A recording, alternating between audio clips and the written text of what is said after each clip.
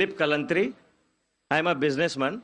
मेरे काफ़ी Muslim friends थे, वो अक्सर कहते थे मुझे कि इस्लाम में ब्याज से धंधा मतलब पैसा लेके धंधा करना गलत है। मुझे अक्सर विचार आता था कि ये कैसे डेवलपमेंट होगा, लेकिन आज का प्रेजेंट सिनेरियो पूरे दुनिया का देखते हुए एक मानना पड़ रहा है कि जिसने अपना घर गिरवी रख के कर्ज लिया और प्रॉफिट जिसमें मिलता है उस शेयर बाजार में लगाया, उनका घर भी तबाह हो गया। ये जो साइंस आज आपने बताया कि इस्लाम एक साइंस है, जैसे साइंस के ऊपर भी काम करता है, तो ये जो बात उन्होंने आज के 1400 साल पहले अगर कही होगी कि ब्याज लेना गलत है, हराम है, उसके पीछे इसकी क्या फिलॉसफी थी, ये मैं जानना चाहूँगा सर। भाई साहब ने बहुत अच्छा सवाल पूछा कि इस्लाम में उनके बहुत से दोस्त, मुसलमान दोस्त कहते हैं कि ब्याज लेना हराम है। वो ये नहीं जानते थे क्यों हराम है, लेकिन अभी पता चला कि जो दुनिया की हालत है इकोनॉमिक मेल्टडाउन में, वो जानना चाहते हैं क्यों ये हराम है। और कुरान मजीद में कम से कम 8 जगह लिखा है ब्याज के बारे में। तो ब्याज लफ्ज़ है अरबी में रिबा, सूरह निसा में, सूरह इमरान में, और कहा गया है सूरह बकरा में सूरह नंबर 2 आयत नंबर 278 और 279 में कि आप ब्याज से दूर हो, और जो कोई ब्याज से दूर नहीं होगा अल्लाह और अल्लाह के रसूल उन पर ऐलान जंग करेंगे।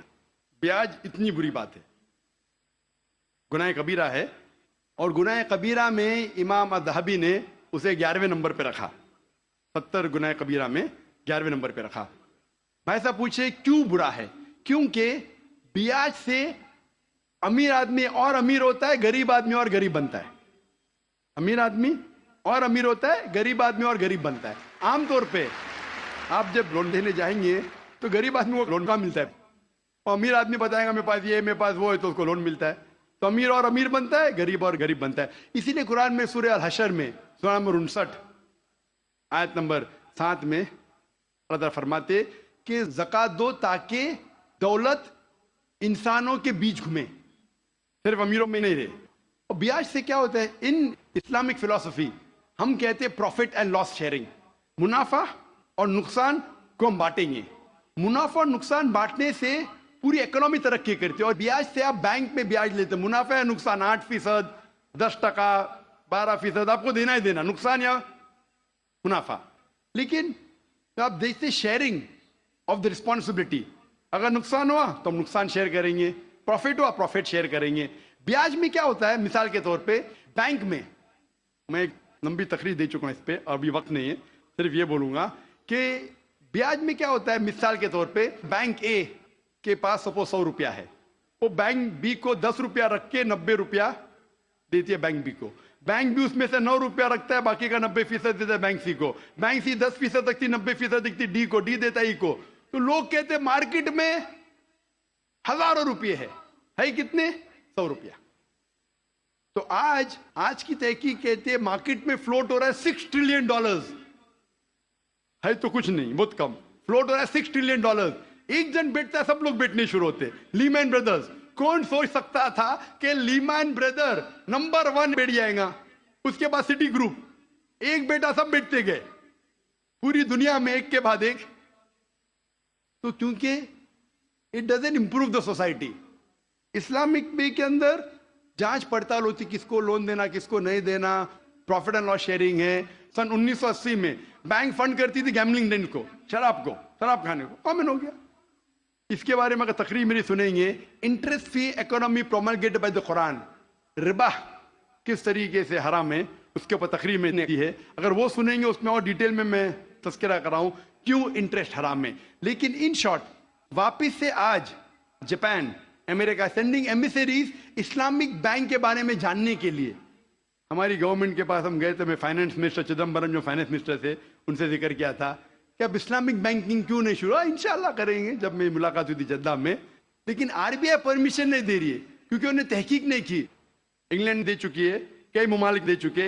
इंडिया भी अगर इस्लामिक बैंक हो जिसमें प्रॉफिट एंड लॉस शेयरिंग है, अगर उसकी इजाजत दी तो इंशाल्लाह इंडियन इकोनॉमी भी बढ़ेगी इंशाल्लाह। Hope that answers the question. Question, जो 5 टाइम की नमाज बोली गई है وہ الگ الگ وقت پہ انسانی ذہن اور جسم پر کیا کیا ایفیکٹ ڈالتی ہے یا کیا کیا اثر کرتی ہے، اور یہ نماز کا طریقہ اس کو بھی آپ تھوڑا سا ایکسپلین کریے جو سائنٹیفکلی بیک گراؤنڈ ہو. Thank you. One question at time. ایک سوال. آپ نے 4-5 سوال دیے، ہر سوال کے اوپر ایک تقریر دے سکتا ہوں میں ماشاءاللہ. بہن نے سوال کیا کہ نماز 5 وقت ہے، کیوں ہیں، اس کے کیا اثرات ہے، کیا فائدے ہیں، کس طریقے سے پڑھنا چاہیے. ہر سوال پہ ایک تقریر کر سکتا ہوں. اللہ سبحانہ و تعالیٰ نے نماز مسلمانوں پہ فرض کیا ہے تاکہ جس طریقے سے ڈاکٹر کہتے ہیں کہ انسان کو اچھی صحت رکھنے کے لیے کم از کم 3 بار کھانا چاہیے، اسی طریقے سے اللہ سبحانہ و تعالیٰ ہمارے خالق ہے. اللہ نے کہا ہے کہ کم از کم 5 بار نماز پڑھو. اتنی برائیاں ہیں، اتنی غلط چیز ہے. اور میں تقریر کیا ہوں صلاح دا پروگرامنگ ٹوورڈ رائچسنس. صلاح کس طریقے سے انسان کو صحیح راستے پہ رکھتی ہے.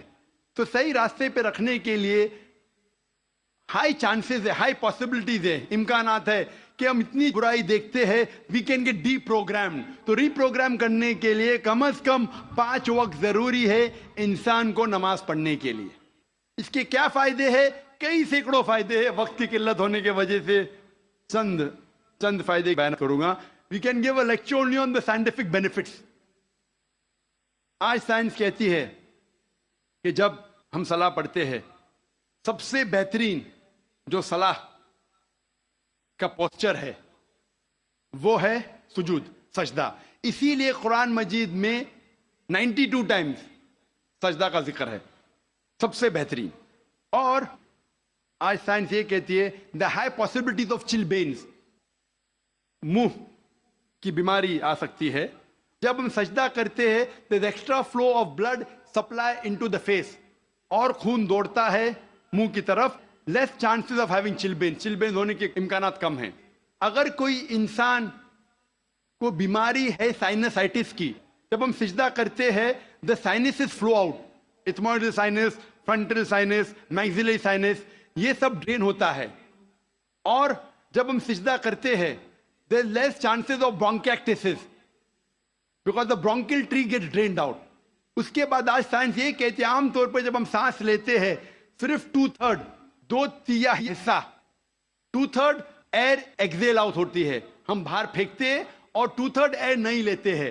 1/3 air is called as residual air. جب ہم سجدہ کرتے ہیں ایبڈومنل وسرا جو پیٹ کے جو اعضاء ہے وہ ڈائفرام کو پریس کرتے ہیں، ڈائفرام پریس کرتا ہے لوور لوبز آف لنگ، پھیپڑے کو. یہ باقی 1/3 ایئر بھی ایکزیل آؤٹ ہوتی ہے اور نیو فریش ایئر اندر آتی ہے. Less chances of disease of the lungs. The abdominal viscera there is increased blood supply, there is less chances of piles. میں اس کے اوپر تقریر کر سکتا ہوں. جب ہم رکوع کرتے ہیں، سجدہ کرتے ہیں، اوپر نیچے بیٹھتے ہیں there is less chances of having disease of the spinal cord. جب ہم اوپر نیچے جاتے ہیں the blood supply calf is known as the external heart. calf جو ہے ہمارے پیر کا نیچے کا حصہ، جب ہم اوپر آتے ہیں تو blood supply to the lower part of the body is given. ایسے کئی سائنٹیفک بینیفٹس ہیں. اور جاننے کے لیے آپ میری تقریر سنیے صلاح دا پروگرامنگ ٹو رائچسنس. لیکن ہم مسلمان یہ سائنٹیفک بینیفٹ کے لیے نہیں پڑھتے. اللہ اور اللہ کے رسول نے کہا نماز پڑھو، ہم پڑھتے ہیں. یہ سائنٹیفک بینیفٹ سائڈ ڈشز ہے جو غیر مسلمان کو شاید متاثر کرے. ہماری بریانی مین کورس میل ہے اللہ کو راضی کرنے کے لیے، اللہ کا شکریہ ادا کرنے کے لیے، اللہ سے ہدایت پانے کے لیے.